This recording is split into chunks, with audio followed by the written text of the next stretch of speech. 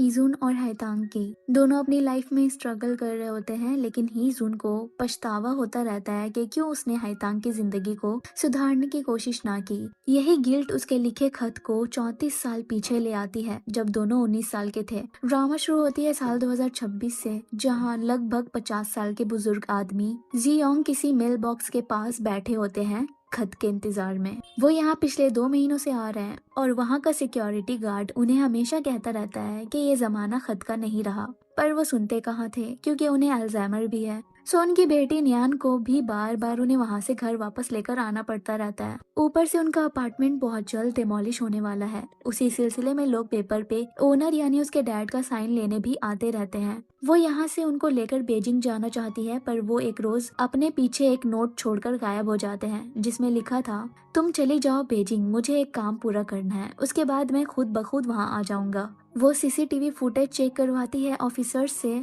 और उसके डैड उसी फैक्ट्री के ओर जाते दिखते हैं, पर ऑफिसर्स बताते हैं कि वो वहाँ कहीं नहीं मिले। लेकिन सिक्योरिटी गार्ड उसे एक चौंका देने वाली बात बताता है और कहता है पिछली रात उसके डैड यहाँ पे आए थे, दरवाजा तोड़कर अंदर मेल बॉक्स में एक लेटर डाला और गायब हो गए। इवन लेटर भी उड़न छू हो गई। वहाँ बस एक ऑरेंज बिल्ली नजर आई। उसे तो गार्ड की बात पे बिलीव ही नहीं होता, लेकिन जब फिर से वो बिल्ली वहाँ आती है तो उसके जाते ही मेल बॉक्स से हैतांग का लेटर मिलता है, जो 1991 को लिखी गई थी। ये कोई ऐसा वैसा लेटर नहीं, बल्कि सुसाइड नोट था। अब दिखाया जाता है साल 1951 में वान टॉन चादोंग कर्जदारों के पैसे कलेक्ट करता है। ये बाओ के अंडर काम करता है और चांगदोंग के लिए 2 लड़के, उनमें से एक है हाओ और दूसरा हमारा मेल लीड ईजुन, जो एक ऑर्फनेज में पला बड़ा पर 14 साल की उम्र में वहाँ से भाग निकला। तब उसे चादोंग ने ही खाना और सर छुपाने की छत दी। ये लोग पैसा जमा कर रहे हैं बोट खरीदने के लिए, ताकि ये काम छोड़ सके। उन्हें बाओ की तरफ से मिला है काम ईबो नाम के आदमी से पैसे लेने का, जिसने अपनी माँ की इलाज के लिए उनसे कर्ज लिए थे। पर जब वहाँ पहुँचते हैं तो घर पे उनकी बेटी हैतांग होती है, जो अपनी दादी की फ्यूनरल कर रही है।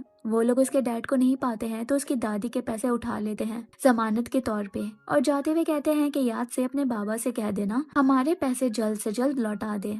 वैसे तो इन्हें इस तरह के काम में मार भी पड़ जाती है जब कोई कर्जदार गैंग मेंबर निकलता है। इन तीनों का ठिकाना है एक ऐसी जगह जहाँ बिलियर्ड्स खेला जाता है। ऊपर में है एक टेप शॉप जिसकी ओनर है जेंजो, जो पैर से अपाहिज है। हाउ जेंजो को लाइक करता है और हमेशा उसे चोरी छुपे देखना पसंद है। यहाँ बाओ को जब पता लगती है चादोंग ईबो से पैसे लेने में नाकाम रहा, तो ये काम अपने दूसरे आदमी चांग को दे देता है, जिसका तरीका चोंगदांग से ज्यादा ब्रूटल है। अगले दिन ईजुन आता है नए हाई स्कूल। तानचिन जो वहाँ की एक टीचर है, वो चांगदोन को जानती है और नहीं चाहती ईजुन भी उसकी तरह बने, इसीलिए उसे स्कूल कंप्लीट करने को कहा है। चादोंग खुद चाहता है ईजुन का फ्यूचर उससे अलग हो। ईजुन जिस क्लास में आया है उसी में हैतांग भी पढ़ती है, जो उससे ब्रेक के टाइम पे अपनी दादी के पैसे वापस मांगती है और धमकी देती है अगर नहीं दिया तो वो टीचर से कह देगी, पर वो बताता है कि उसके पास वो पैसे नहीं है। हम स्कूल में हैतांग की दोस्त वांग मान्यू को भी देखते हैं। हैतांग एक बुक स्टोर में पार्ट टाइम जॉब करती है। उसके बॉस एक इवेंट की तैयारी उसे करने को कहते हैं, जिसमें कोई भी अपने फ्यूचर सेल्फ को लेटर लिख सके। बेसिकली ये एक स्कीम की तरह है अपने स्टेशनरी को ज्यादा से ज्यादा सेल कराने का। वो इसका बोर्ड दुकान के बाहर लगा रही होती है, उतने में वहाँ से गुजर रहे ठेले वाले उससे वहाँ रखे कार्डबोर्ड मांगते हैं। उस ठेले में वही ऑरेंज कैट भी होती है जो हमें मेल बॉक्स के पास दिखी थी। अगले दिन शॉप के पास वो लाल रंग की मेल बॉक्स भी आ जाती है। उसके बॉस भी हैरान है ये अचानक से कहाँ से आ गई। हैतांग गौर करती है तो याद आता है कि ये मेल बॉक्स उसी ठेले में था। उसके बॉस उसे एक लेटर भी देते हैं जो उसी मेल बॉक्स से मिला, जो हैतांग के नाम का था। वो पढ़ती है और स्कूल में क्लास फंड कलेक्ट करने के बाद ईजुन पे गुस्सा करती है, क्योंकि वो लेटर उसी ने लिखे थे। पर वो बोलता है मैंने कोई खत नहीं लिखा। और यहाँ क्लास में शेन नाम का बदमाश लड़का हैतांग के बैग से वो खत लेकर जोर जोर से पढ़कर सबको बताता है कि ये लव लेटर ईजुन ने हैतांग को लिखे हैं। क्लास लौट रहे दोनों ये सब देखते हैं। ईजुन शेन को लात मारकर उसके हाथ से वो लेटर ले लेता है, पर हैतांग उससे वो छीनकर फाड़ देती है। वहाँ चीन आती है और दोनों को ऑफिस बुलाती है और सारा ब्लेम जाता है ईजुन पे, क्योंकि उसके पास्ट के रिकॉर्ड भी सही नहीं। मिडिल स्कूल में भी गुंडागर्दी करता था, तो हो सकता है इस बार भी हैतांग को परेशान कर रहा हो। ईजुन बोलता है कि ये उसने नहीं लिखा, भले ही उसका हैंडराइटिंग मिल रहा हो, पर वो इस खत के बारे में कुछ भी नहीं जानता। उसके बाद स्कूल में आते हैतांग के डैड ईबो। और टीचर से अपनी बेटी को ब्लेम करते हुए माफी मांगते हैं और कहते हैं वो अपनी बेटी को अच्छे से तरीका सिखाएंगे। इवन ईजुन से भी बोलते हैं आइंदा से ये सब हरकतें मत करना। सबके चले जाने के बाद वो डस्टबिन से लेटर के फटे हुए टुकड़े उठा लेता है और पढ़ता है जिसमें लिखा था, हाइतांग, हमारी जिंदगी के बारे में हमसे बेहतर कोई नहीं जान सकता। मैं चाहता था तुम्हें उस दर्द से आजाद कराना, लेकिन मुझे नहीं पता था मैं अनजाने में तुम्हारे लिए दूसरा जहन्नुम खोल दूंगा जो उससे भी ज्यादा दर्दनाक होगा। वही हाइतांग के डैड उसे मारते हुए बोलते हैं, तुम भी अपनी माँ की तरह घटिया हो। वो दूसरे आदमी के साथ भाग गई और तुम इस उम्र में ये सब कर रही हो। ऊपर से उसके बैग से उसके पार्ट टाइम जॉब की सैलरी के पैसे ले लेते हैं जुआ खेलने के लिए। साथ ही उसके क्लास की फंडिंग के सारे पैसे लेकर भाग जाते हैं। वही हाउ जब ये लेटर पढ़ता है तो उसे लगता है हाइतांग ने ही ये लिखी है ईजुन से बदला लेने के लिए, पर ईजुन को ऐसा नहीं लगता। जितना उसने उसे जाना है इस तरह की शख्स वो नहीं लगती, पर उसे डर है कि वो टीचर चीन को ये ना बता दे कि उसने उसकी दादी के पैसे उसके घर से लिए थे। सो इसीलिए वो पैसे लौटाने के लिए उसके घर की ओर निकलता है। वही हाइतांग अपने फ्यूचर सेल्फ को खत लिख रही होती है कि वो बहुत ट्राई कर चुकी, अब उससे बर्दाश्त नहीं हो रहा और वो भी अपनी दादी के पास जाना चाहती है। वो चाकू उठाती है और वो लेटर लेकर मेल बॉक्स में डाल देती है। वहाँ वही बिल्ली खड़ी थी। यहाँ ईजुन जब उसके घर पे सब बिखरा देखता है तो भागता हुआ जाता है वहाँ जहाँ पे हेतांग के डैड हमेशा होते हैं। वही हेतांग भी जुए के अड्डे पे आ पहुँचती है और अपने बाप को मारने जा रही होती है कि तभी उसे ईजुन रोक लेता है और पकड़ कर ले जाता है और कहता है, तुम पागल हो, उस आदमी के लिए अपनी पूरी जिंदगी बर्बाद करने जा रही थी। वो कहती है, हाँ मैं जी नहीं पा रही तो क्या मरने का भी हक नहीं। वो उसे समझाता है कि उस चाकू से वैसे भी वो नहीं मरता, ज्यादा से ज्यादा जख्मी होता, पर उसकी पूरी जिंदगी जेल के सलाखों के पीछे बर्बाद हो जाती, तो फिर क्या फायदा होता उसकी तालीम हासिल करने का। वही वो पुलिस स्टेशन में ड्रामा कर रहे होते हैं ये बोल कर कि उनकी बेटी की दिमागी हालत खराब है, अपनी दादी के गुजरने के बाद से कुछ भी करती है, वरना तो अगर वो बता देते हैं कि वो उन्हें मारना चाहती थी तो फिर पुलिस पूछती इसकी वजह और फिर शायद उन्हें ही अंदर जाना पड़ जाता। ये सब सुन रही हैतांग फिर से उन पे हमला करने जा रही होती है। ईजुन ऑफिसर को कहता है कि ये मेरे क्लास में पढ़ती है, नॉर्मली ऐसा नहीं करती, इसे थोड़ी नींद की जरूरत है, और उसे वहाँ से ले जाता है। वो उस पे गुस्सा करते हुए बोलती है, क्या तुम्हें भी मैं पागल नजर आती हूँ। वो बोलता है, नहीं, पर मैंने तुम्हें वहाँ से निकालने के लिए ऐसा कहा, और समझाता है कि वो आज नहीं तो कल इस जंजाल से निकल सकती है। वैसे ही पढ़ाई में इतनी अच्छी है, बस यूनिवर्सिटी जाने की देर है, उसके बाद उसे यहाँ का मुंह तक भी नहीं दिखना पड़ेगा। वो बोलती है, मैंने भी यही सोचा था, पर उस इंसान ने क्लास के फंड भी ले लिए, अब मैं क्या मुंह दिखाऊंगी टीचर और पूरे क्लास को। वो बोलते हैं, उसकी फिक्र तुम मत करो, मैं टीचर से कह दूंगा मैंने पैसे लिए थे। और फिर उसके घर तक उसे छोड़ने जाता है जहाँ वो सिगरेट्स को जमीन पे गिरा देखता है और पूछता है कि तुम्हारे डैड स्मोक करते हैं। वो बोलती है नहीं। वो समझ जाता है तब आस पास बाव के आदमी होंगे, सो उसका हाथ पकड़कर भागने लगता है और चियांग और उसके साथी उनके पीछे, पर ईजून किसी तरह उसे बचाकर अपने घर लेकर आता है, वरना तो अगर वो अपने घर गई होती तो चियांग के आदमी तो उसे परेशान करते ही, ऊपर से उसके डैड का डर अलग। वो बाहर उसके लिए पट्टी और दवाई, साथ ही शैम्पू और खाने का कुछ सामान लेकर आता है और सोने के लिए जाता है टेप शॉप। वहीं हाओ आया होता है नूडल्स लेने। चियांग और उसके आदमी भी आते हैं जो जेंजू के लंगड़ेपन का मजाक उड़ा रहे होते हैं और उसकी इज्जत के साथ खेलने की बात करते हैं, जिसपे हाओ को आता है गुस्सा और वो चियांग को खूब मारता है और उसके साथ ही हाओ को। अब आ जाता है साल 2026। ऑफिसर्स कॉल करके नियान को अपने डैड की इन्फॉर्मेशन लिखने के लिए पुलिस स्टेशन बुलाते हैं और शॉकिंग चीज ये होती है कि जियोंग, जो उसके डैड का नाम था, वो असल में एक कैदी था जो 20 साल पहले ही जेल में मर गया। मतलब ये कि उसके डैड एक फेक आइडेंटिटी के साथ रह रहे थे। अपने डैड के कमरे में चेक कर रही होती है तो उसे मिलता है टीन का डब्बा, उसमें पुशो जाने की बहुत सी ट्रेन की टिकट्स थी और एक पोस्ट कार्ड जिसमें था हाइतांग का नाम, वही नाम जो उस लेटर में था। वो दोनों की हैंडराइटिंग चेक करती है तो दोनों सेम थे। उस लेटर में हाइतांग का एड्रेस देखती है और ऑनलाइन सर्च करती है तो मेवान टाउन पूशी शहर में ही है। वहीं चिंग, जो हाइतांग का बेटा है, अभी अभी इंग्लैंड से लौटा है अपनी माँ की सर्जरी कराने के लिए, क्योंकि उन्हें कोई मेडिकल कंडीशन थी, पर वो घर पे नहीं होती है। उसे देन ऑफिसर्स का कॉल आता है जो बताते हैं कि उसकी माँ की गाड़ी एक सुनसान पहाड़ी इलाके में मिली जो कुछ दिनों से ऐसे ही खाली पड़ी है, पर उसमें कोई नहीं है और उसकी माँ तक वो पहुंच भी नहीं पा रहा है। बैक टू 1991, जब ईजुन घर आता है तो हैतांग वहाँ से चली गई होती है। वो आई है स्कूल अपनी टीचर से कहने कि वो स्कूल फंड लाना भूल गई। वहीं शेंग पूरी क्लास में हैतांग के अपने डैड को मारने की कहानी बढ़ा चढ़ाकर सुना रहा होता है और जब ईजुन अपनी डेडली आंखों से उसे देखता है तो मुंह बंद कर लेता है उतने में हैतांग के डैड स्कूल आकर अपनी बेटी की इमेज को खराब कर रहे होते हैं और नकली पट्टी लगाकर बताते हैं कि कैसे उनकी बेटी ने उन पे हमला किया उस लड़के के चक्कर में, और पूरी रात घर पे भी नहीं आई, उसी लड़के के साथ थी।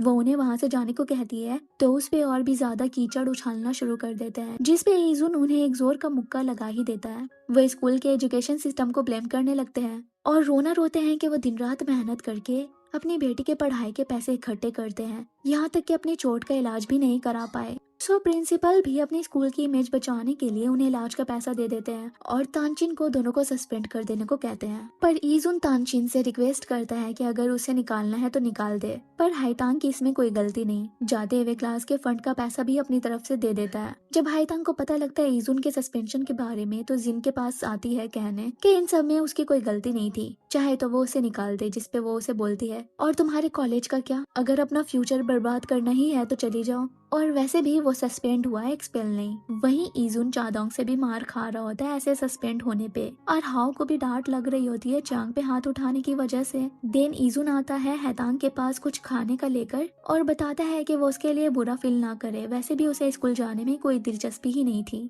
हैतांग उसे क्लास फंड के पैसे लौटा देती है अपने सैलरी में से, उसके ना लेने पे भी जिद करके उसे दे देती है। सो वो भी उसे उसकी दादी के पैसे लौटा देता है, साथ ही अपने अड्डे का पता और टेलीफोन नंबर देता है और उसे बोलता है जब भी जरूरत पड़े कॉल कर लेना। ईजुन वो लेटर को टेप से चिपकाकर बार बार पढ़ता रहता है और उसे यही लगता है कि जैसे उसी ने ये लिखा हो। साथ ही हर रात हैतांग के घर के पास पहरे भी देता है। साल 2026 नियान भी पूछी आ गई होती है और पुलिस स्टेशन जाकर खुद को हैतांग के रिश्तेदार बताकर इंफॉर्मेशन निकलवाने की कोशिश करती है, पर वो ऐसे ही किसी दूर के रिश्तेदार को इंफॉर्मेशन नहीं दे सकते। वो जैसे ही वापस जा रही होती है वैसे ही चेंग आता है अपनी माँ की मिसिंग केस लिखवाने, और वो ऑफिसर जब उसे बताते हैं कि अभी अभी कोई उसकी माँ के बारे में पूछताछ करने आई थी तो वो नियान को अप्रोच करता है, और जब नियान को पता लगता है कि उसकी माँ भी गायब है तब बताती है कि वो अपने गुमशुदा डैड की वजह से हैतांग को ढूंढ रही थी और दोनों के गायब होने के दिन भी एक थे। चेंग को नियान पे शक है कि उसी ने उसकी माँ को कहीं छुपा दिया है। दोनों की बातों से पुलिस को इतना समझ आता है कि जरूर दोनों बड़े लोग कुछ मामला सुलझाने के लिए गए हैं। नियान चेंग को बोलती है उसे एक बार उसका घर देखना है। वहाँ वो उसकी माँ के कमरे में वही टिन का बॉक्स देखती है जो उसके डैड के पास था, जिसके बारे में चेंग को कुछ भी पता नहीं होता, इवन बहुत कुछ नहीं पता, क्योंकि उसके मॉम डैड का डिवोर्स हो गया था और वो अपने डैड के साथ इंग्लैंड में ही रहता था। उसे नियान की बात पे जरा भी बिलीव नहीं हो रहा था, सो नियान के साथ उसके शहर जाने के लिए निकलता है। अब आ जाते हैं फिर से 1991 में। चादोंग ईजुन और हाओ को लेकर बाओ के पास आता है मामला यही रफा दफा करने के लिए, पर बाओ अपने आदमियों को मारता है ऐसे चादोंग के आदमियों से पिट जाने पे, और चादोंग से कहता है मैंने अपने आदमियों को सबक सिखा दिया, अब तुम्हें नहीं लगता तुम्हें भी ऐसे करने की जरूरत है। वो ज्यादा परेशानी नहीं चाहता तो दोनों को मारता है। उतने में टेलीफोन की घंटी बजती है जो हैतांग लगा रही थी, पर टेलीफोन बंद कर दिया जाता है। उन्हें मार लगने के बाद भी बाओ का जी नहीं भरता। वो चांग के पैर के इंजरी के बदले चादोंग के किसी एक लड़के के पैर को चोट पहुंचाने की बात करता है। सो चादोंग ये मामला यहीं पे खत्म करने के लिए अपने बचाए बोर्ड के पैसे दे देता है।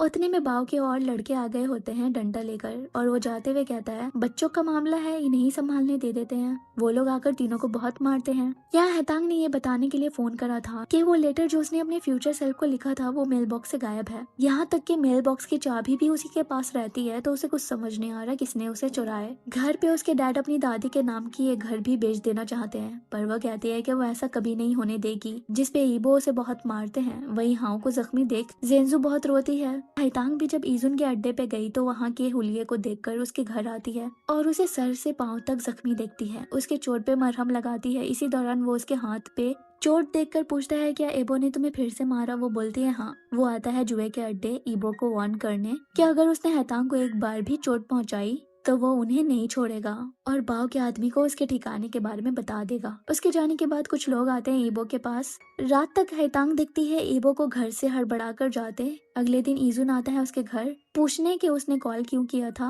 वो बताती है कि उसका लिखा हुआ खत गायब हो गया है। उसे थोड़ा शक हो रहा है क्योंकि उसी मेल बॉक्स से ईजुन का लव लेटर भी मिला था। वहीं तानचिन आती है चादोंग के अड्डे पे ईजुन को दोबारा स्कूल बुलाने के लिए। सो चादोंग ईजुन से कहता है दोबारा हो सके तो जाकर अपनी पढ़ाई कंप्लीट कर ले। और हाओ और उसे दोनों को कुछ टाइम के लिए यहाँ आने से मना कर देता है। इसी टाइम को यूटिलाइज करके इजुन उस खत चोर को पकड़ने का प्लान बनाता है। हाईतांग के नाम से खाली खत मेल बॉक्स में रखवा कर दूर से वो बैठे देखते हैं पर चोर नहीं आता।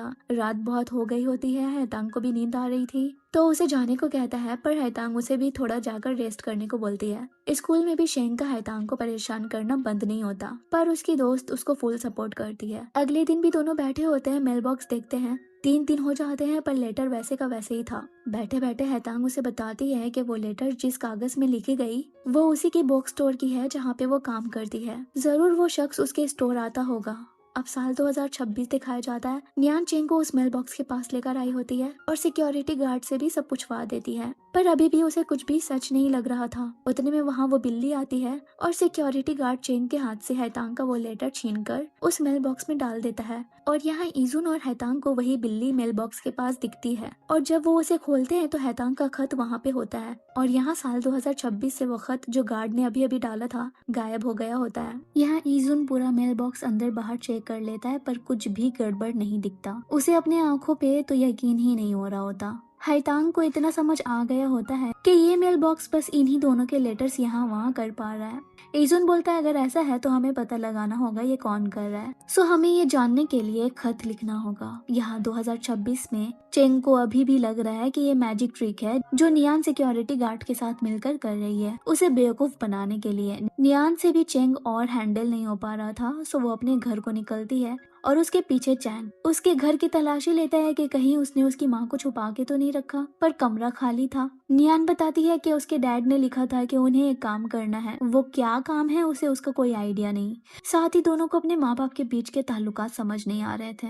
नियान उससे उसके मॉम डैड के डिवोर्स के बारे में पूछती है। वो बताता है जब वो 10 साल का था तब उसके डैड अब्रॉड जा रहे थे पर उसकी माँ यहीं रुकना चाहती थी। वो जब उसकी माँ का पूछता है तो वो बताती है कि उसकी माँ उसे जन्म देते ही गुजर गई। सो उन्हें लगने लगता है कि मे भी उनके पेरेंट्स कभी ना कभी रिलेशनशिप में रहे हो। नियान के दिमाग में आइडिया आता है कि अगर हमें खत मिल रहा है तो हम खत भेज भी तो सकते हैं। क्या पता तुम्हारी माँ हाईतांग ही लेटर्स लिख रही हो। वो कहता है ठीक है तब मैं मेल करूंगा। यहाँ हाईतांग अपने नाम से सामने वाले को खत लिख रही होती है जिसमें उसने उस लव लेटर के बारे में पूछा होता है। वो ट्राई करते हैं लेटर भेजने की पर जाता नहीं। हाईतांग बोलती है जब मैंने वो लेटर लिखा था और जो लेटर हमें अभी मिला वो आधी रात को ही आया था और वहाँ बिल्ली भी होती है तो हो सकता है खत आने जाने का यही कंडीशन हो। सो वो डिसाइड करते हैं इस खत को कल आधी रात भेजने के बारे में। ये लोग भी आ गए होते हैं मेल बॉक्स के पास। नियान ने उसे कुछ और सामान भी दिए होते हैं टेस्ट करने के लिए कि क्या खत के साथ ये भी आ जा सकता है। यह 1991 में दूसरा दिन हो गया है और रात के 12 बजने ही वाले हैं और वो दोनों ही 12 बजते ही लेटर्स मेल बॉक्स में रख देते हैं। हाईतांग का लेटर तो चला गया होता है पर चेंग का नहीं, क्योंकि उसने लेटर में कुछ लिखा ही नहीं था और वैसे भी सिर्फ वही पेपर आ जा सकता है जिसमें बुक स्टोर का मार्क हो।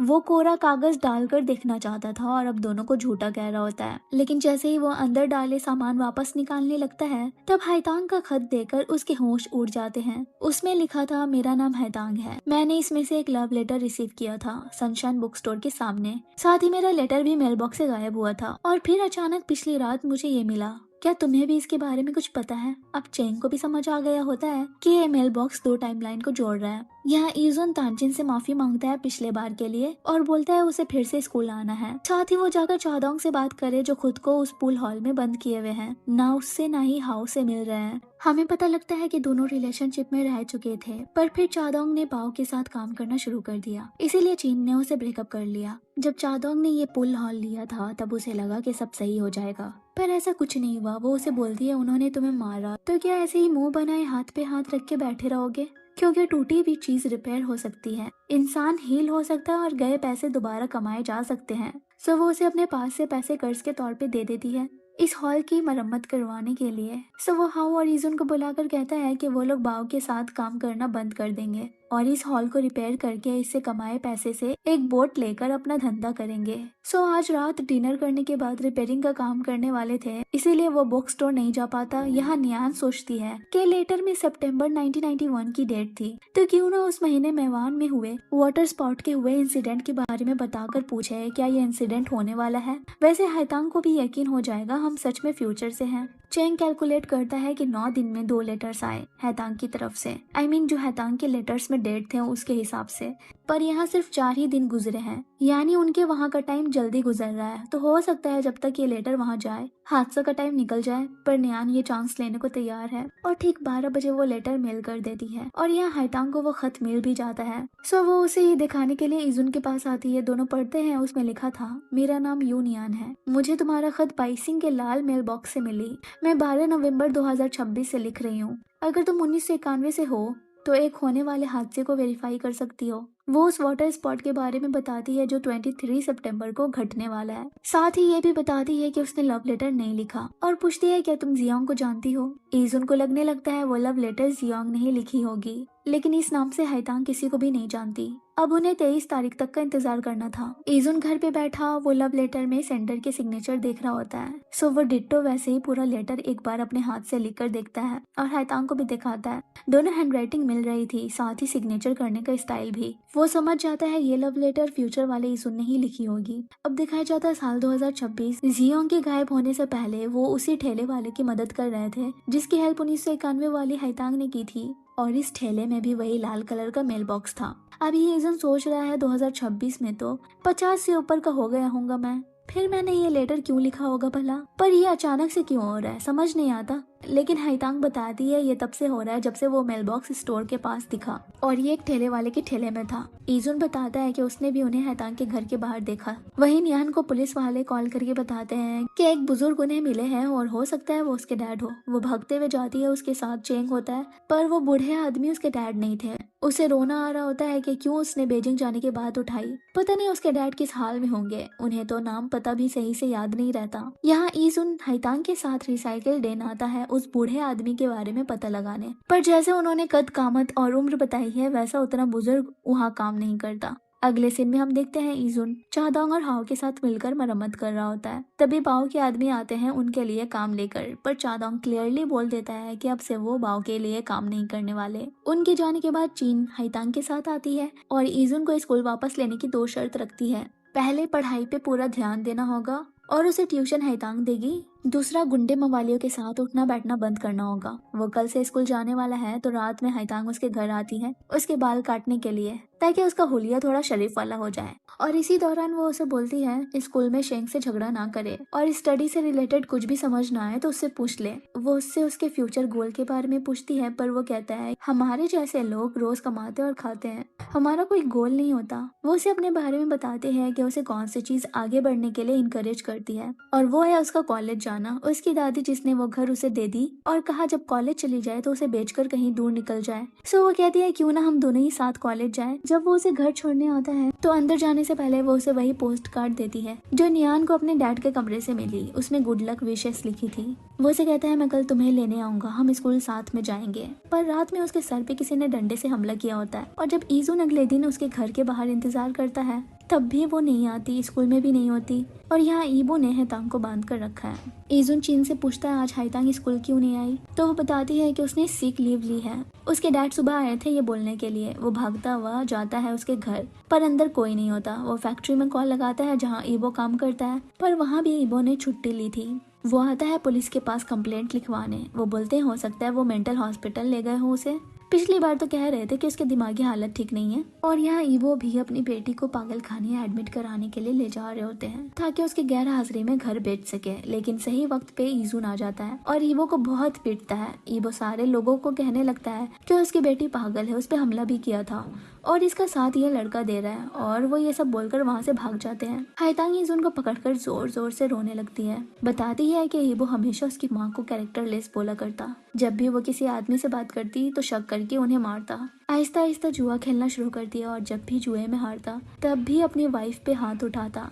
वो तंग आकर एक रोज भाग गई, साथ ही फैक्ट्री का फंड भी ले गई, ये उनका कहना था। सो पैसे लौटाने, अपनी माँ के इलाज और घर चलाने के लिए कर्ज लिए। सबको यही लगता है कि वो कर्ज देते हैं, काम करते हैं, जब भी आस पड़ोस के लोगों को मदद की जरूरत पड़ती है तो वो हेल्प करते हैं उनकी। इस तरह की इमेज ईबो ने बना रखी है, इसीलिए वो उनके खिलाफ कुछ भी बोलती है तो लोगों को यकीन ही नहीं होता, उल्टा उसे ही सब पागल समझते हैं जो माँ के चले जाने से ऐसी हो गई। एजुन भी अपनी स्टोरी बताता है कि उसे उसके डैड के बारे में कुछ नहीं पता था और जब वो 4 साल का था तब उसकी माँ भी छोड़ गई। भूख से तड़पता था, बाद में उसे ऑर्फनेज भेज दिया गया जिसकी इंचार्ज चीन की माँ थी। इसीलिए चीन हमेशा उसे पढ़ने लिखने को कहा करती। वो खुद भी पढ़ना चाहता था पर स्कूल में बच्चे उसे बुली करते हैं और वो भी आउट ऑफ कंट्रोल होकर उन पे हाथ उठा देता। इसीलिए रिफॉर्म स्कूल भेज दिया गया। टांचिन ने ही उसे चादोंग से मिलवाया था, इसीलिए वो उसकी ऐसी लाइफ के लिए खुद को ब्लेम करती है। साथ ही हाउ के बारे में भी जिसके डैड खूनी थे।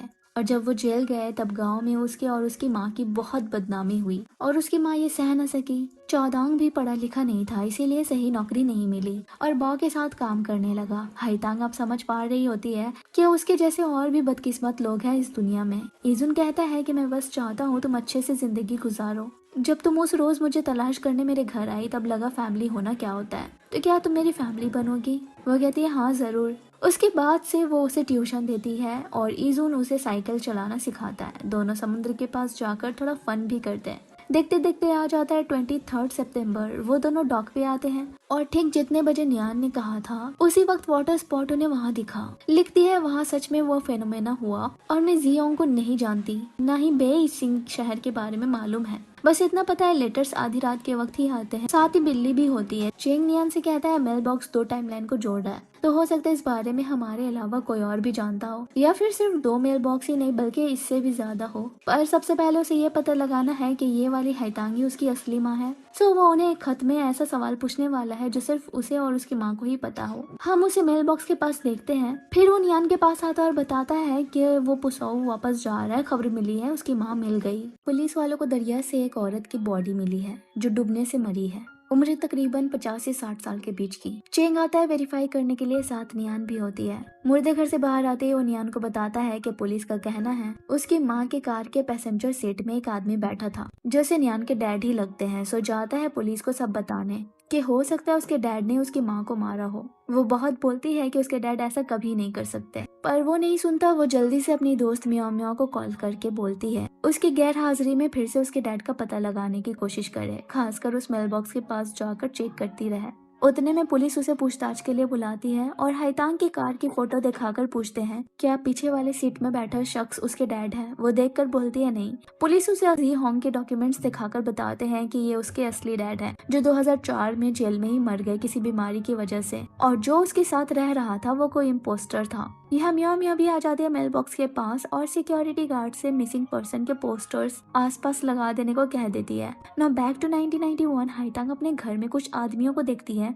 आकर पूछती है तो वो बताते हैं कि ये घर अब से उनका है क्योंकि उसके डैड ने इस घर को दांव पे रखकर कर्ज लिया था और उसके डैड ने पैसे नहीं लौटाए तो वो ये घर कब्जे में कर रहा है। वो बताती है ये घर ईबो का नहीं मेरा है, पर वो नहीं सुनते तो इजुन उठाता है चापड़ और उन्हें कहता है अभी के अभी यहाँ से चले जाने को और बोलता है जिसने पैसे लिए हैं जाकर उसी से मांगो। ये घर उस आदमी का है भी नहीं। वो लोग भी डर के मारे भाग जाते हैं। वो घर के पेपर्स निकालकर इजुन से कहती है वो उन्हें ये दे देगी क्योंकि वो नहीं चाहती वो लोग बार बार यहाँ आए और इजुन को ऐसे हथियार उठाना पड़े अपनी जान दांव पे लगाकर। वो बोलते हैं जब तक मैं जिंदा हूँ कोई इस घर को नहीं ले सकता। वो उसे बोलती है पर उस घर से ज्यादा तुम मैटर करते हो मेरे लिए, और ईबो को घर का लालच देकर बुलाती है और एक पेपर साइन करवाती है जिसमें थे कि अब से उसका उसके साथ कोई रिलेशन नहीं होगा। इसके बदले वो उसे घर दे देगी, पर पहले उसे इस रिश्ते से आजादी चाहिए। वैसे तो ईबो को घर भी चाहिए था और जिंदगी नर्क करने के लिए हाईतांग भी, पर वो अपने सौदे पे अड़ी रहती है।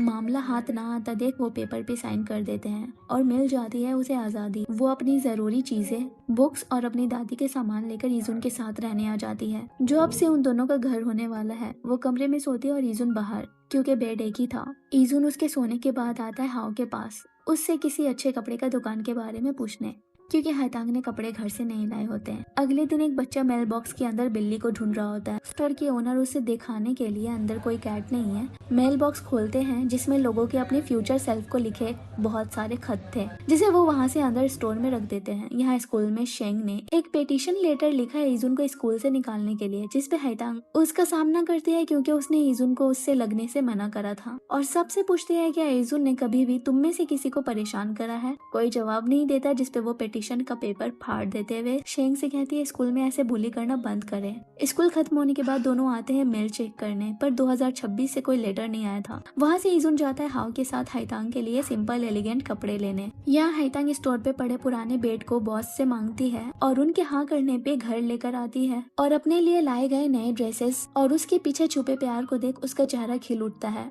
इजुन को ड्रेस ट्राई करके भी दिखाती है। फिर क्या, दोनों साथ बारिश एंजॉय करते हैं, साथ स्कूल जाते हैं, रेनोवेशन का काम भी हो जाता है और सब बिलियर्ड्स हॉल इनॉग्रेशन पे आते हैं, फोटोज क्लिक कराते हैं, साथ बैठकर बातें करते हैं, खाना खाते हैं। अगले दिन से वो इस शॉप को ऑफिशियली खोलने वाले भी होते हैं, पर रात तक बाओ अपने आदमियों के साथ आ जाता है और कहता है अब से ये हॉल मेरा है। वही हाईतांग आखिर में स्टोर में रखे 2026 से आए लेटर पढ़ लेती है जिसमें चेंग ने क्या लिखा था वो नहीं दिखाया गया। वही 2026 में पुलिस नियांग से पूछती है वो बहरूपिया कब से उसके घर पे रह रहा है, क्योंकि उसके डैड 2001 में जेल में आए थे और वो 2002 में पैदा हुई। वो कहती है कि उसे बताया गया था कि उसके डैड ट्रक चलाते हैं। उसकी दादी भी साथ रहती थी उनके और वो उन्हें अपना बेटा ही कहा करती। उतने में दूसरा ऑफिसर आता है, कैप्टन को फिंगरप्रिंट रिपोर्ट दिखाता है जो नकली जियोंग के थे और वो इजुन नाम के क्रिमिनल के साथ मैच हो रहे थे। अब दिखाया जाता है कैसे हाईतांग ने इजुन का बर्थडे डेट फिक्स किया। तो एक रोज वो लोग ऐसे ही रास्ते से गुजर रहे थे, किसी दुकान में हाईतांग को एक शो पीस पसंद आ गई, ले लेना चाहा पर उसने मना करा ऐसे फिजूल के खर्च करने को। इजुन के नाम मानने पे कहा मेरे बर्थडे पे गिफ्ट कर देना। उसके बर्थडे के बारे में पूछती है तो उसने बताया कि उसे अपना जन्मदिन मालूम ही नहीं,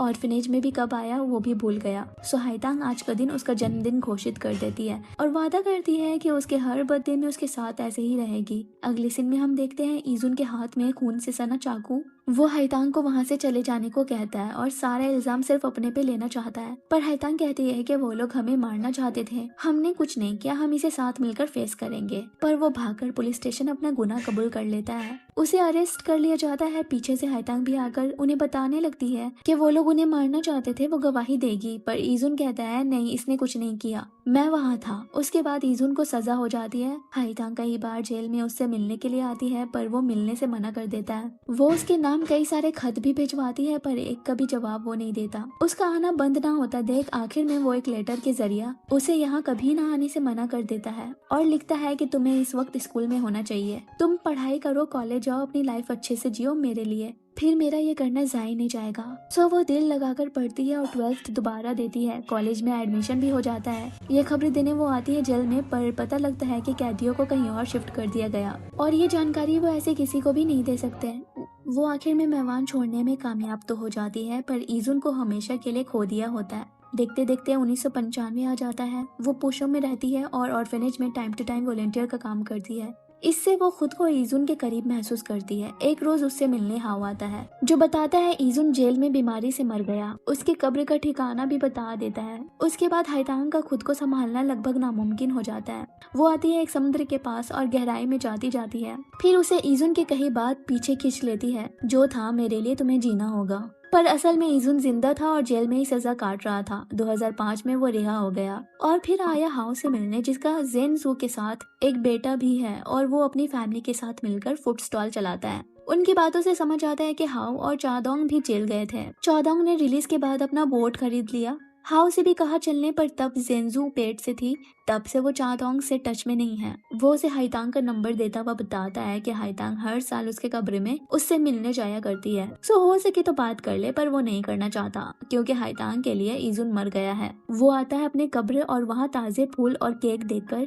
वहाँ की स्वीपर से पूछता है विजिटर के बारे में। वो बताती है एक लड़की हर साल आती है इसी टाइम पे। वो उस केक को देखता है और सोचता है जब हाईतांग ने उससे वादा करा था कि वो उसके हर बर्थडे के दिन उसके साथ रहेगी। वो केक खाकर रोता रहता है और हिम्मत करके उस नंबर पे कॉल लगाता है। एक बच्चा उठाता है। हाईतांग की आवाज आती है जो पूछती है किसका फोन है और वो बच्चा उसे माँ कहता है। हाईतांग जब टेलीफोन लेकर हेलो करती है तब वो फोन ही रख देता है। बिना कुछ पूछे वो मान लेता है कि हाईतांग का अपना घर संसार हो गया। उसके बाद वो आता है अपने जेल के साथी जियोंग के घर जो मर गया है और उसने कहा था इजुन को उसके घर एक बार जाने को। वहाँ वो देखता है उसकी बूढ़ी माँ और जियोंग की छोटी बेटी जो उसे देखकर डैड कहने लगती है। वो बच्ची है नियान। उसकी दादी ने कभी ये नहीं बताया कि उसके डैड जेल में है, बल्कि ये कहा कि वो ट्रक चलाते हैं और कभी कभी पश्चिम की ओर निकल जाते हैं, तो इसीलिए लिए वापस आने में देर होता है। इजुन देखता है जियोंग की माँ बहुत बीमार है तो अपनी असलियत नियान को नहीं बताता, बल्कि उसका डैड बन जाता है और उसकी दादी का बेटा। उसकी दादी कुछ टाइम बाद हॉस्पिटलाइज्ड हो जाती है और उसे कहती है अपने घर लौट जाने, अपनी फैमिली के पास। वो यहाँ तक आया और इतने दिन रहा, यही काफी है उनके लिए। पर वो कहता है कि उसका कोई घर नहीं है, ना ही फैमिली है, उन्हें अपनी माँ जैसी ही मानता है, वो कहीं नहीं जाने वाला। थोड़े दिन बाद वो मर जाती है। फिर इजुन नियान को अकेले पालता है, तालीम देने के लिए शिपयार्ड में मेहनत मुशक्कत वाला काम करता है। साथ ही हर साल पूछू जाता है अपने बर्थडे के रोज दूर से हाइतांग को देखने, और उसकी गैर हाजिरी में नियान को संभालने अपनी पड़ोसी को देता है जो सिंगल है और उसे पसंद करती है। पर वो साफ कह देता है कि वो दोबारा शादी करने में इंटरेस्टेड नहीं है। ऐसा करते करते साल गुजरते जाते हैं। हाइतांग ने भी उसके कब्र में दस्तक देना बंद नहीं किया होता। हमेशा उसके कब्र के पास केक लेकर आती, बर्थडे विश करती और रोते हुए बताती कि वो उसके खातिर जिंदगी जी रही है। देखते देखते दोनों बूढ़े हो जाते हैं और आखिर में इजुन को भी पछतावा होता रहता है। साल 2026 में चेंग अपने मॉम के बॉक्स में एक लेटर देखता है जो इजुन की तरफ से था जब उसने जेल से हैतांग को लिखा। वो ये लेटर लेकर आता है नियान के पास उसे दिखाने। वही मेल बॉक्स के पास मियो मियो बैठी होती है और सिक्योरिटी गार्ड उसे जाकर रेस्ट करने को कहता है। उतने में वहाँ बिल्ली की आवाज आती है। गार्ड अंदर देखता है तो एक खत निकलता है जो एक्चुअली में हैतांग का वो जवाब था जिसे चांग ने पूछा था। वो ये रिप्लाई नियान को मैसेज करता है और वो इसे चेंग को दिखाती है। दरअसल उसने एक फ्रेज पूछा था जो सिर्फ उसकी माँ उसे कहा करती, और ये फ्रेज हैतांग की माँ उसे बोला करती। वो वापस आते हैं बेइजिंग। अब उसे यकीन हो जाता है 1991 वाली हैतांग ही उसकी माँ है। सो वो उनकी मौत को रोकने के लिए एक लेटर लिखता है और उसमें इजुन से दूर रहने को बोलता है। वो लेटर 12 बजते ही भेज भी देता है। हालांकि नियान उसे बोलती है कि उसके डैड हैतांग को नुकसान कभी नहीं पहुंचा सकते, पर वो सुनता कहाँ। पुलिस स्टेशन में दोनों बैठे होते हैं और बताते हैं जब कुछ ऑफिसर्स को नियान के होमटाउन नकली जियोंग के बारे में पूछताछ के लिए भेजा गया तो आस पड़ोस वालों ने कहा कि वो अच्छे आदमी थे। वो बताते हैं जो तुम्हारे साथ रह रहा था वो इजुन नाम का मर्डरर था, पर जेल में इसके अच्छे बर्ताव की वजह से इसे जियोंग यानी उसके डैड के सेल में भेज दिया गया जो हिट और रन में अंदर थे, और फिर दोनों अच्छे दोस्त बने। उसके बाद जियोंग बीमारी में मुब्तला होकर मर गया। हो सकता है शायद तुम्हारे डैड ने मरने से पहले तुम्हें और तुम्हारी दादी को संभालने की जिम्मेदारी इजुन को दी हो। चेंग भी सोचने लगता है जो इंसान सिर्फ कहने पे किसी का बाप और बेटा बनकर उन्हें संभाल सकता है तो क्या वो सच में कोई बुरा इंसान होगा। सो वो सिक्योरिटी गार्ड से पूछता है। वो बोलता है मैं उन्हें कुछ महीनों से जानता था, पर जितना जाना वो अच्छे इंसान लगे। वो अपनी माँ की पर्सनल डिटेल्स में एक चीज नोटिस करता है और वो ये था कि उन्होंने हाई स्कूल में ड्रॉप आउट किया था। ये वही टाइम था जब इजुन ने क्राइम किया। सो इस बारे में जानने के लिए वो मेवान टाउन के लिए निकलता है और उसके पीछे नियान। चेंग आता है जिन के पास पूछने हैतांग के 1 साल गैप के बारे में। वो बताती है इजुन के जेल में जाने के बाद उसका खुद को संभाले रखना मुश्किल हो गया था। नियान पूछती है क्या उस क्राइम में हैतांग भी इन्वॉल्व थी। वो बोलती है बहुत तरह के रूमर्स हैं। कुछ का कहना है इजुन ने हैतांग के लिए खून किया, कुछ का मानना है इजुन ने हैतांग के कारण सारा ब्लेम खुद ले लिया, पर इतना तो श्योर बता सकती हूँ इजुन कभी हैतांग को हर्ट नहीं कर सकता। चेंग पूछता है आप इतना यकीन के साथ कैसे कह सकती हैं। वो बोलते हैं क्योंकि वो दोनों मेरे स्टूडेंट्स थे और इजुन ने जेल जाने के बाद मुझे खत भेजा। वो नहीं चाहता था हैतांग की जिंदगी उसके चलते रुक जाए। सो उसने रिक्वेस्ट किया कि मैं हैतांग के दोबारा एग्जाम देने के बारे में कुछ करूँ। वो जब पूछते हैं मरने वाला कौन था तो वो बोलती है नाम तो सुना था पर मैं भूल गई। सो वो लोग पूछते हैं क्या वो दोनों किसी और से भी क्लोज थे। वो उन्हें हाउ के बारे में बताती है जो इजुन का बचपन का दोस्त था, कुछ साल पहले दिखा करता था पर अब भी पुशो में रहता है, ये मुझे नहीं पता। वो उनसे कांटेक्ट नंबर मांगते हैं तो वो बोलती है मैं घर जाकर देखूंगी, होगा तो बता दूंगी। वही 1991 में इजुन जब चेंग का वो लेटर पढ़ता है जिसमें उसने हैतांग को लिखा कि वो उसका बेटा है पर फ्यूचर में कुछ बुरा होने वाला है, इसलिए उन्हें इजुन नाम के लड़के से दूर रहने की जरूरत है। इजुन तो बौखला जाता है ये पढ़कर कि हैतांग का बेटा और इसका सरनेम है शेन और वो बस एक ही शेन को जानते हैं, वो स्कूल वाले बदमाश को। पर उसे समझ नहीं आ रहा ऐसे कैसे। हैतांग और उसका तो कोई मेल भी नहीं। हैतांग को भी समझ नहीं आ रहा होता क्योंकि वो फ्रेज सिर्फ वो और उसकी माँ जानती थी। उसके बारे में इस चेंग को भी पता है तो यानी वो झूठ नहीं बोल रहा होगा। रात भर ये सोच सोच कर दोनों की नींद उड़ जाती है। ऊपर से अगले दिन बारिश की वजह से उनके घर का छत टपक रहा होता है। इजुन का तो वैसे ही उस लेटर के बाद से मूड ऑफ था, ऊपर से उसे गुस्सा आने लगता है। हैतांग उसे कहती है टेंशन मत लो, मैं उन्हें फिर से खत लिखूंगी। वो कहता है अगर ऐसा है कि मेरी वजह से फ्यूचर में तुम्हें तकलीफ पहुंचे तो कभी खतरा आसपास हो तो भाग जाना। मैं जिंदा रहा तो तुम्हें ढूंढने जरूर आऊंगा। वो बोलती है नहीं, मैं कहीं नहीं जाने वाली। फिर वो दोनों कुछ जरूरी सामान लेने बाहर निकलते हैं। तब बुक स्टोर के पास से वो मेल बॉक्स गायब हो चुकी होती है। बॉस से पूछती है हैतांग तो वो कहते हैं कि हो सकता है तेज बारिश बहा ले गई हो। ईजुन उसे तालाब के आसपास बहुत ढूंढता है पर कहीं नहीं मिलता। अब उस मेल बॉक्स के बिना वो लेटर्स लिख ही नहीं सकते थे। वही पुल हॉल के मामले को लेकर हाउ टेंशन में है, जिसपे बाओ की नजर गड़ी है। पर चादोंग इन सब में हाउ, जिंजू, ईजुन या किसी को भी इन्वॉल्व होने नहीं देना चाहता। तो हाउ से कहता है कुछ टाइम तक यहाँ मत आना। ईजुन से भी ये बोल देना। दूसरे दिन चांग अपने लोगों के साथ वहाँ आता है और दरवाजा बंद दिखता है। जेंजू अपनी दादी के साथ फूड स्टॉल में काम कर रही है। उसका साथ हाउ भी देता है। पर एक रोज चांग के आदमी जेंजू को अकेला देखकर उस पे गंदा पानी उंडेल देते हैं और धमकी देते हैं अगर हाओ और बाकियों ने हमारी बात नहीं मानी तो अगली बार अच्छा नहीं होगा। और यहाँ चियांग और उसके साथी बुक स्टोर में गुंडागर्दी कर रहे होते हैं, जिसपे हैतांग पुलिस को कॉल लगाने जा रही होती है। पर ओनर डर के मारे ऐसा करने नहीं देते और उन्हें पैसे देकर कुछ टाइम के लिए भगा देते हैं।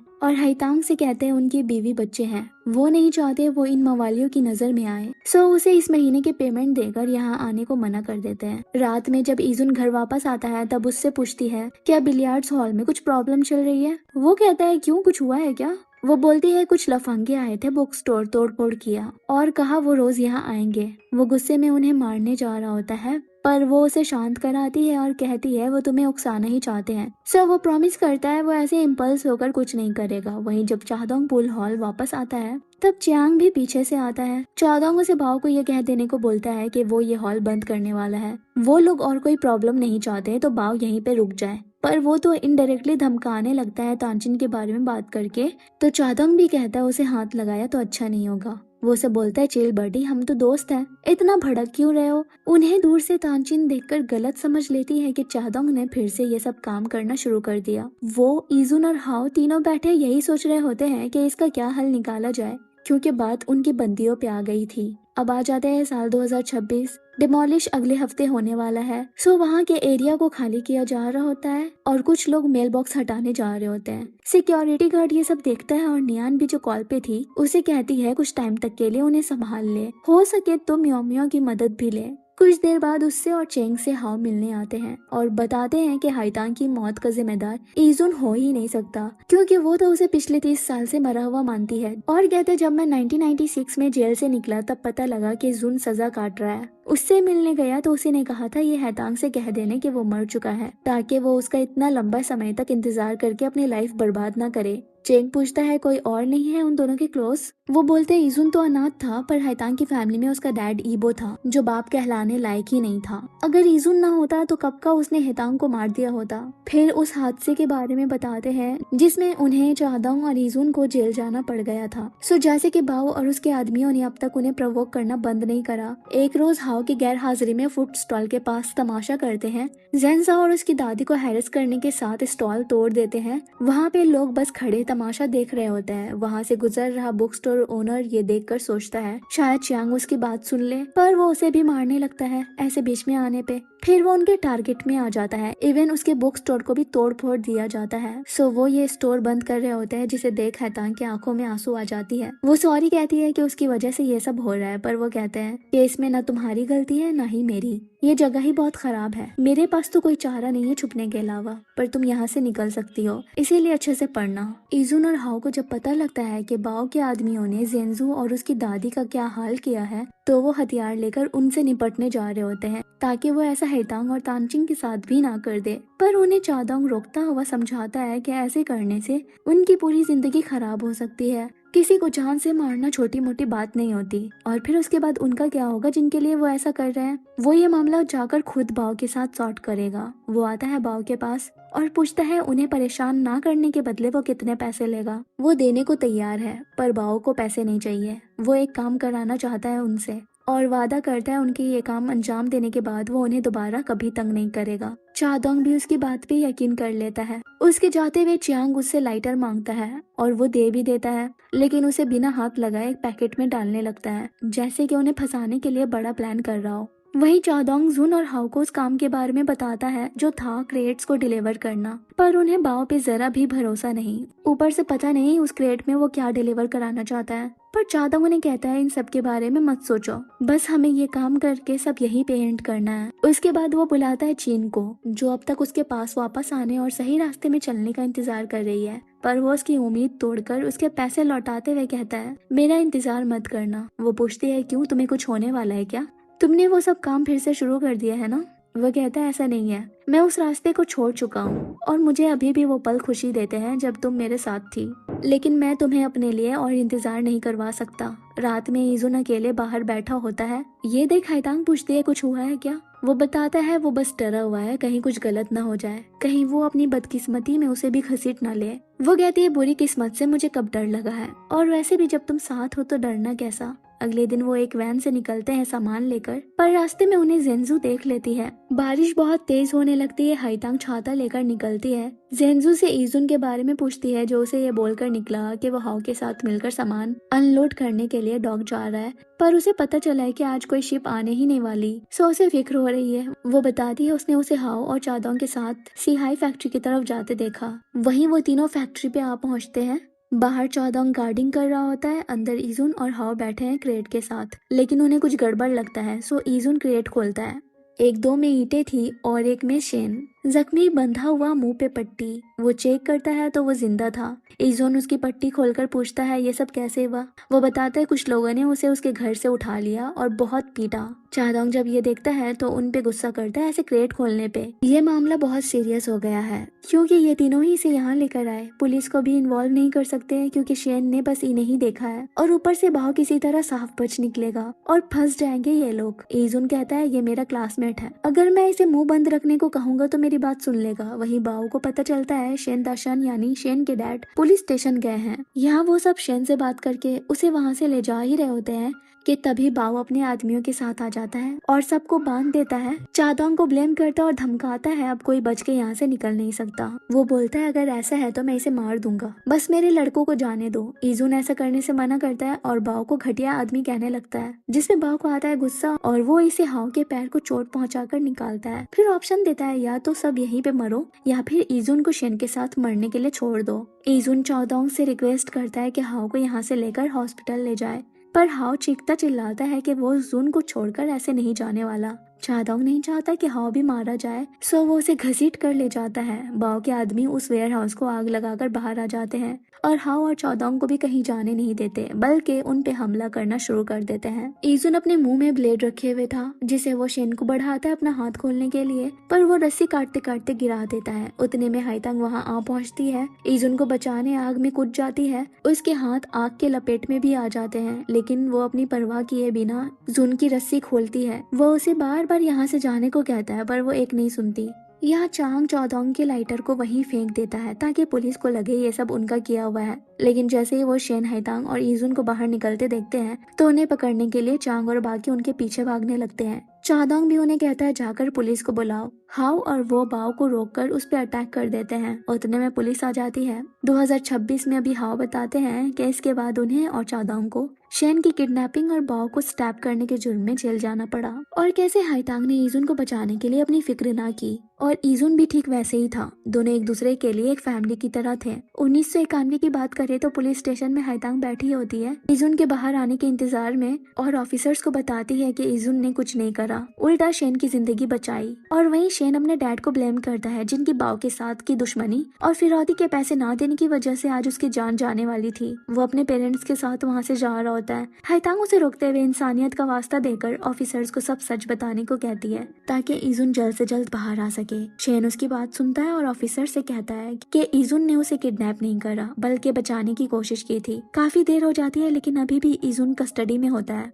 पुलिस उसे कहते भी है कि जाकर पहले अपने जले हुए हाथों का इलाज कराए, पर वो कहीं नहीं जाती। उतने में तानचिन आती है और उसे कहती है कि ईजुन को कुछ नहीं होगा, और उसे वहाँ से जैसे तैसे हॉस्पिटल ले जाने के लिए निकलती है। यहाँ 2026 पेशिंग शहर में पता लगता है कि मेल बॉक्स 3 दिनों में हटने वाला है। बैक टू द पास्ट जब हाइतांग की माँ भाग रही थी तो सारे मोहल्ले में ये शोर हो गया और ईबो भी उसे यही कहा करता कि उसकी माँ किसी आदमी के साथ भाग गई, उन दोनों को छोड़कर। एट प्रेजेंट हाइतांग के इतने इंतजार के बाद ईजुन डिटेंशन सेंटर से बाहर आ जाता है और उसके जले हुए हाथों को देखकर सॉरी बोलता है। दोनों आखिर घर को लौट आते हैं और जिंदगी की नई शुरुआत करते हैं। चादोंग और हाओ अभी भी जेल में ही है। उनके लिए जिन ने लॉयर भी हायर करा। उन्हें अभी भी कुछ टाइम तक अंदर ही रहना पड़ेगा। उनका बिलियर्ड्स हॉल भी हाथ से चला गया होता है। एक रोज शेन इजुन से मिलने आता है। उसे बताता है कि उसकी माँ ने स्कूल में उसके लिए बात करने की ट्राई की, पर इजुन के डिटेंशन रिकॉर्ड की वजह से कुछ नहीं हो सकता। वो कहता है कोई बात नहीं, वैसे भी मैं कोई जॉब ढूंढ रहा हूँ हैतांग को पढ़ाने के लिए। वो उसे अपने डैड के नाइट क्लब में काम करने को बोलता है, पर वो मना कर देता है क्योंकि उसे लेजिट तरीके से पैसे कमाना है। शेन उसे बोलता है मेरी माँ ने एक ट्यूटर अरेंज करवाया है, क्यों ना हैतांग को भेज दो। मैं तो कुछ उखाड़ नहीं पाऊंगा, पर इससे हैतांग इजीली कॉलेज एंट्रेंस पास कर पाएगी। इस ऑफर को तो वो मना नहीं कर पाता। हैतांग को भी आकर बताता है, वो तो खुश हो जाती है कि अब वो फाइनली टॉप कॉलेज में जा सकेगी।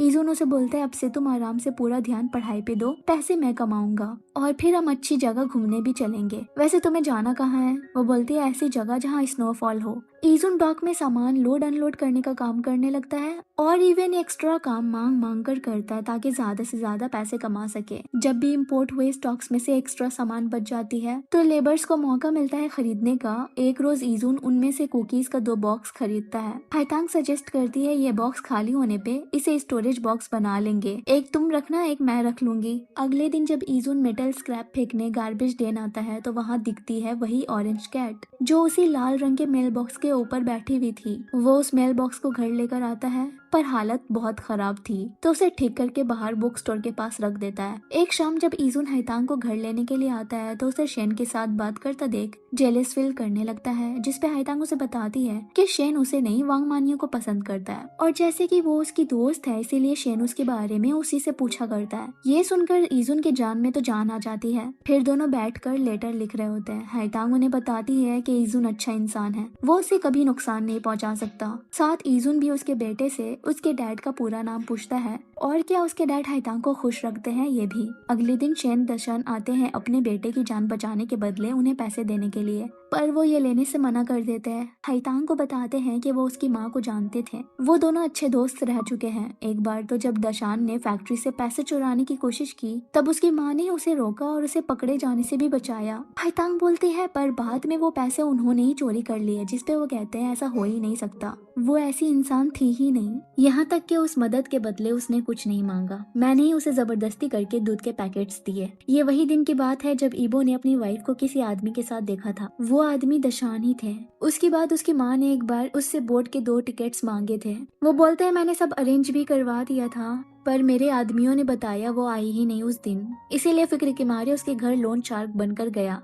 पता लगा ईबो बहुत जुआ खेलता है। एक बार तो 1000 युआन हार गया था जिसे उन्होंने ही पे करा था और ये उतना ही अमाउंट था जितना फैक्ट्री से गायब हुआ। वो जाने से पहले उनसे कहते हैं एक बार तुम्हारी माँ ने मुझे बचाया और इस बार तुम लोगों ने मेरे बेटे को, सो जब भी मेरी मदद की जरूरत हो तो मुझे कहना। हाइतांग को आज भी याद है वो दिन जब उसकी माँ ने चुपके से उसके हाथ में बोट के टिकट रखे थे और कोड वर्ड में कहीं आने को कहा। उसे 11 बजे बुलाया गया था पर छोटी हाइतांग को 10 मिनट लेट हो गए और उसे वहाँ उसकी माँ नहीं दिखी। उसे अब तक यही लगता था कि उसकी माँ उसका इंतजार किए बिना चली गई, पर अब उसे गड़बड़ लगता है और पूरा शक ईबो पे है। यहाँ 2026 में नियान और चेंग को सिक्योरिटी गार्ड से डिमोलिशन के बारे में खबर मिलती है। वो दोनों कहते हैं कि वो वहाँ जल्द से जल्द आने की कोशिश करेंगे। उतने में नियान को पुलिस का कॉल आता है जो बताते हैं कि उसके डैड मिल गए। ऑफिसर्स को खबर मिली थी कब्रिस्तान से कि एक आदमी वहाँ काफी टाइम से बैठा है, वापस जा ही नहीं रहा। जब वो लोग वहाँ पहुंचे तो उनकी हालत बहुत खराब हो गई थी। अभी हॉस्पिटल में नियान आती है इस उम्मीद में कि फाइनली उसके डैड अब उसके पास है,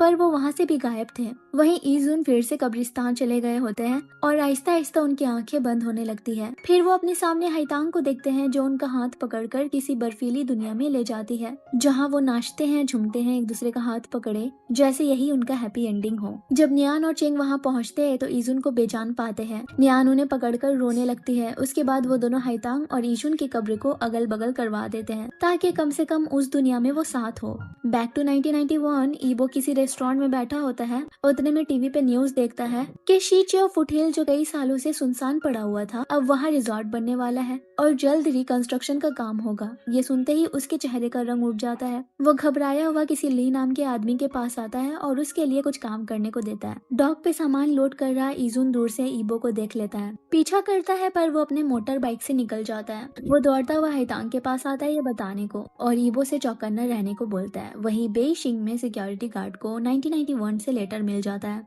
वहीं पुलिस को किसी आदमी की डेड बॉडी मिली है पहाड़ से दूरी पे। पता लगता है ये बॉडी बहकर यहाँ आई। कैप्टन चेंग को पुलिस स्टेशन बुलवाते हैं और उसे ईबो की फोटो दिखाकर बताते हैं कि ये हाइतांग के डैड है और ये ठीक उसी दिन मरा जब उसकी माँ की मौत हुई। साथ ही ये भी कि हाइतांग ने 1991 में ईबो की मिसिंग रिपोर्ट लिखवाई थी, पर उसके ठिकाने के बारे में पुलिस कुछ पता नहीं कर पाई।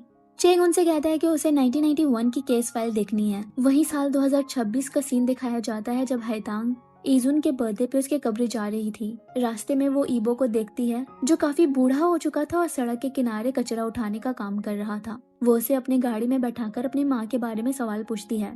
वैसे तो कहीं ना कहीं उसे अंदाजा हो गया था कि उसने उसकी माँ के साथ किया क्या होगा, पर जब वो खुद कबूलता है कि हाँ उसी ने उसकी माँ को मारा जिस रोज वो उसे छोड़कर भागना चाह रही थी किसी दूसरे आदमी के चक्कर में, हाइतांग गुस्से में लाल उसे कहती है उसकी माँ उसके साथ भागना चाहती थी। लेकिन ईबो को अब भी कोई पछतावा नहीं था। इवन उसे इस बात का भी डर नहीं है कि हाइतांग पुलिस को इस बारे में बता देगी, क्योंकि एक तो वो बूढ़ा हो गया है, बीमार है और जेल उसके लिए होटल की तरह होगा जहाँ उसे फ्री का खाना पानी मिलेगा। सो हाइतांग भी कार की स्पीड तेज करके भगाना शुरू कर देती है। अब आ जाते हैं 1991। हाइतांग शेंग के साथ जब ट्यूशन से वापस लौट रही होती है तब अपने बाप को रास्ते में देख उसके पीछे भागने लगती है। वहीं चेंग सोच रहा होता है पास्ट को बदलने के बारे में, भले ही उसका वजूद मिट जाए और वो फ्यूचर में एग्जिस्ट भी ना करे, क्योंकि उसे 1991 के केस फाइल से पता चल गया था कि उस दिन क्या होने वाला है और इजुन किसको मारने जाएगा। लेकिन यान उसे ऐसी कुर्बानी देने से मना करती है, पर चेंग कहता है वो क्यों ना ऐसा करे। मेल बॉक्स आखिर उनके पास आया ही इसीलिए है ताकि वो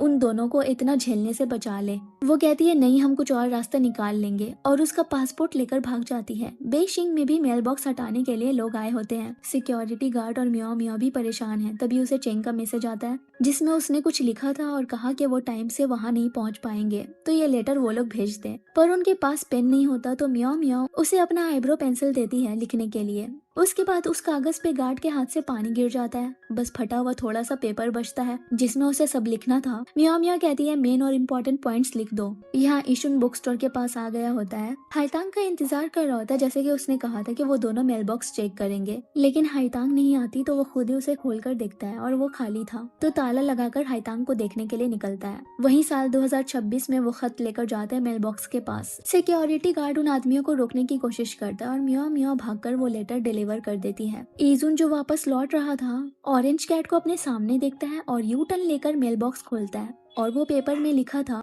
फुट हिल में मत जाना और 30 नवंबर को कोई कत्ल मत करना। उतने में उसे शेन आकर बताता है कि हाइतांग किसी मोटर बाइक वाले के पीछे भाग गई। वो पूछता है आज की तारीख, वो बताता है 30 नवंबर। वो उसे बोलता है पुलिस को कॉल करने और खुद वहाँ जाने के लिए निकलता है। वहीं हाइतांग फुट हिल आ पहुंची है और अपनी माँ की हेयर क्लिप गिरा हुआ देखती है, बाद में ईबो को बोरी में कुछ ले जाते हुए। ईबो जब उसे देखता है तो उसे भी ली से कहकर मारने जा रहा होता है। तभी इजुन आ जाता है और दोनों को मारने लगता है। गुस्से में ली को भी चाकू से मारने जा रहा होता है, पर फिर उसे खत की लिखी बात याद आ जाती है और खुद को रोक लेता है, जिस पे ली उसे ही चोट पहुंचाने जा रहा होता है। और एन वक्त पे शेन पुलिस को लेकर वहां आ जाता है और हादसा टल जाता है। अगले पल हम देखते हैं नियान को जो नींद से उठी है अपने सामने ऑरेंज कैट देखती है और फिर जब कॉन्टेक्ट्स में अपने डैड को सर्च करती है तो वो गायब हो गए थे। फिर वो चेंग का नंबर देखती है तो वो था, यानी कि वो 2026 में एग्जिस्ट करता है। दैट मीन्स कि वो हाइतांग का बायोलॉजिकल सन नहीं था। लास्ट में उसे हाइतांग और इशुन का आखिरी खत भी रिसीव होता है जो उन्होंने नियान और चेंग को लिखे थे। वो बताते हैं इजुन ने उस रोज किसी को नहीं मारा, साथ ही हाइतांग कॉलेज चली गई है। फाइनली उन दोनों ने मेवान टाउन छोड़ दिया है। भले ही वो उन दोनों से ना मिले हो पर उनके लिए वो एक फैमिली जैसे हो गए हैं और उम्मीद करते हैं किस्मत उन्हें कभी ना कभी मिलाएगी। और यहीं पे ये ड्रामा एंड हो जाती है।